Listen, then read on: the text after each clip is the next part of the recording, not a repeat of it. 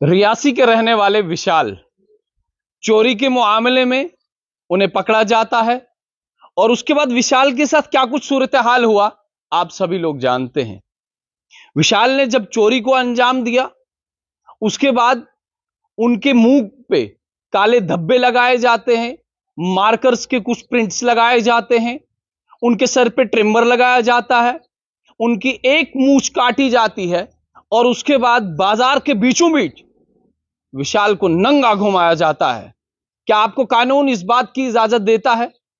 क्या आपको इस बात की जानकारी है कि हमारी जो सिटीजनशिप है वो इंडियन सिटीजनशिप है?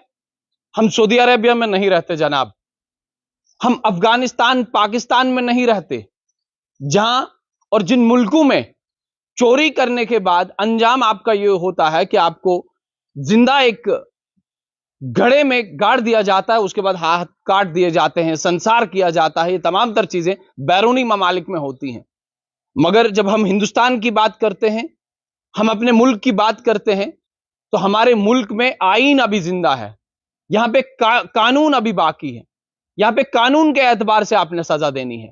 विशाल के साथ जो हुआ वो नाकाबिले बर्दाश्त है और वो कोई भी यहां का शहरी, वो कोई भी जम्मू कश्मीर का या जिसने इंडिया की सिटीजनशिप एक्वायर की है, वो कोई भी बर्दाश्त नहीं करेगा।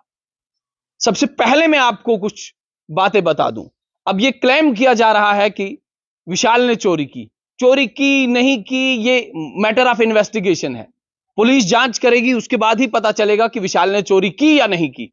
और जो मामला विशाल के साथ पेश आया उस मामले को बड़ी गंभीरता से देखा जाना चाहिए। आज की तारीख में सोशल मीडिया पे चारों ओर विशाल जो है वो गर्दिश कर रहा है। क्या कसूर है विशाल का? क्या उससे कभी पूछा गया कि विशाल ने चोरी क्यों की?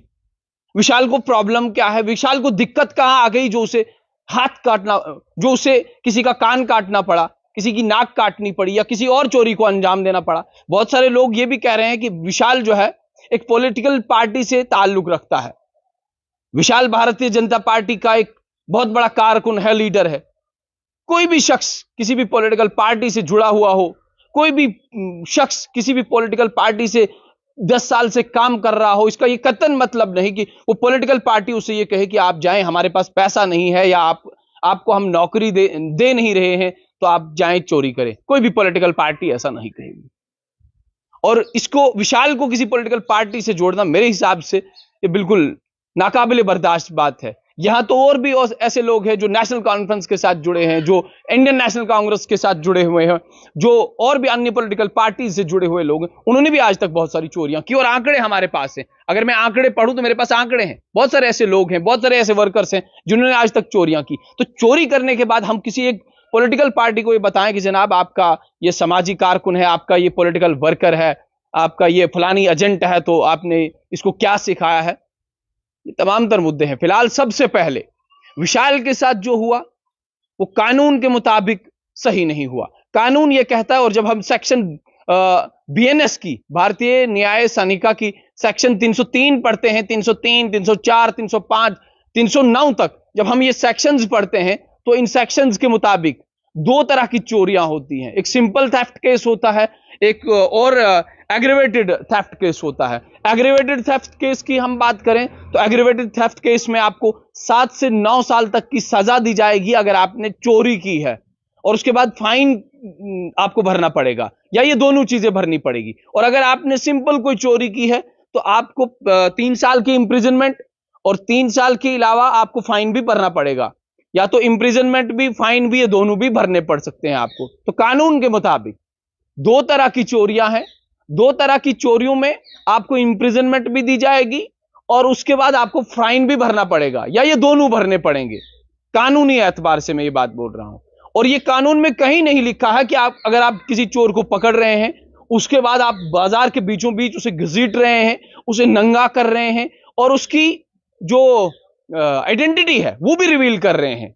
आइडेंटिटी आप चोर की रिवील नहीं कर सकते हैं जब तक ना आपके पास पूरे सबूत आए, शवाहिद आए, और उसके बाद ही आप आइडेंटिटी रिवील कर सकते हैं। और उसके बाद भी कानून में मैंने ये जब पढ़ा तो आप कानून में भी आइडेंटिटी किसी की रिवील नहीं कर सकते हैं। उस विशाल की आइडेंटिटी भी रिवील हो गई, विशाल को बाजार में नंगा भी घसीटा गया, विशाल का आधे बाल जो है ट्रिमर से काटे गए, विशाल की मूंछ काटी गई, विशाल के फेस पे मार्कर से लिखा गया। तो ये तमाम तर चीजें जिन लोगों ने की हैं, मुझे लगता है आइंदा आने वाले वक्त में उन्हें भुगतना भी पड़ेगा। विशाल की फैमिली क्लेम ये कर रही है, और उनकी मां ने भी जब प्रेस वार्ता की तो मां उनकी ये क्लेम कर रही है कि पिछले 2 सालों से लगातार विशाल जो है वो ज़ेर इलाज है एक मेंटल हॉस्पिटल में। विशाल ने अपना दिमागी तवाजुन खो दिया है। विशाल जो है मेंटली प्रिपेयर नहीं होते हैं किसी भी चीज के लिए, वो कब क्या करे हमें इस बात की जानकारी नहीं है, ये कहना है उनकी मां का। और जब उनकी मां ने एक प्रेस वार्ता दी तो उसमें उन्होंने बहुत सारे मेडिकल सर्टिफिकेट्स लाए, उन्होंने जो दवाइयां जो अद्वियात विशाल ले रहे हैं वो तमाम तर चीजें वहां पे डिस्क्लोज की हैं, और उन्होंने कहा है कि विशाल जो है दिमागी तवाजुन विशाल का काम नहीं कर रहा है, दिमागी सेहत जो है वो विशाल की ठीक नहीं है। तो अगर एक शख्स मेंटली प्रिपेयर नहीं है, एक शख्स मेंटल अस्पताल में ज़ेर इलाज है, वो ठीक नहीं है, उसका दिमागी संतुलन ठीक नहीं है, तो आपका कत्तन ये मतलब नहीं बनता, आपका कत्तन ये हक नहीं बनता कि आप अगर उसको चोरी करते हुए ये देखें तो उसके बाद आप बाजार में उसे नंगा घुमाएं, उसकी पिटाई करें, उसका मुंह जो है वो काले धब्बों से भर दें, उसके सर पे ट्रिमर लगा दें, आपका हक नहीं बनता है। और अगर आपने ऐसा करना ही है, आप बैरूनी ममालिक में जाएं, जिन ममालिक में ऐसे कवानीन हैं, जिन ममालिक में ऐसे कानून हैं, जिस मुल्क का ऐसा आईन है, आप वहां चले जाएं।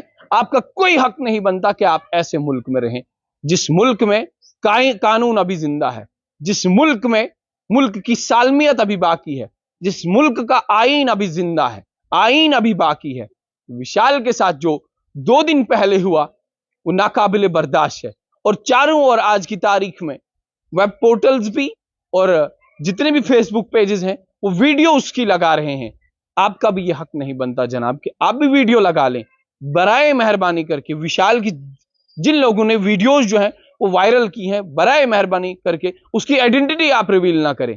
उसे भी जीने का हक है, उसे भी बात करने का हक है। अगर उसका दिमागी तवाजुन ठीक नहीं है तो उसे समझें, आप उसे पढ़ें। आपकी विशाल को ऐसी क्या जरूरत पड़ी कि उसने इतना बड़ा हाथ जो है एक लेडी पे मारा है। जरूर अगर आप मैं उसकी उनका हम कोई प्रवक्ता यहां पे नहीं है, उनकी बात करने यहां नहीं आए हैं, पर जरूर इतना जानते हैं कि अगर विशाल ने इस चोरी को अंजाम दिया था तो विशाल को वही पकड़ना चाहिए था, पुलिस के हवाले करना चाहिए था। पुलिस के जो इख्तियारात पुलिस के पास हैं, मैटर ऑफ इन्वेस्टिगेशन था, पुलिस उसे अपने पास लेती, जांच करती और उसे पूछती कि आखिर विशाल को ऐसी क्या जरूरत पड़ी कि इतनी बड़ी चोरी को उसने अंजाम दिया है। और उसके बाद जो उसकी मां ने रोते रोते हुए कहा कि विशाल जो है दिमागी तवाजुन विशाल का ठीक नहीं है।